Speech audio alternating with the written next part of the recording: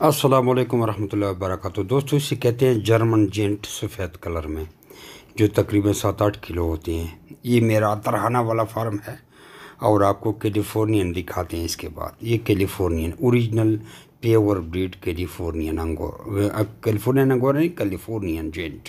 ये गोश्त वाले रैबिट है। जर्मन जेंट भी गोश्त वाले होती हैं।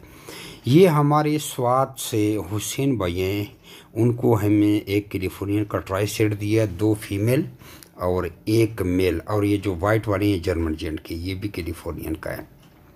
जर्मन जेंट का एक जोड़ा उनको दिया और 65,000 रुपये का दिया। और एक कैलिफोर्नियन का ट्राई सेट, बच्ची 30,000 की, 2 60,000 की और एक बच्चा 5,000 का। ये उनसे पैसे ले रहे हैं और इसका बिल बना 1,35,000 रुपये। इसने बाकी कुछ बोतलें, हे फीडर और खुराक वाली फीडर और कुछ खुराक ली और सारा सामान, ये पूरा मुकम्मल कंप्लीट सेटअप ये लेके जा रहे हैं। और इससे 12 साल का हमारा एग्रीमेंट हो गया। 7,000 रुपये मादा फ़ी किलो उनसे हम वापस ख़रीदेंगे, नर 5,000 रुपये का।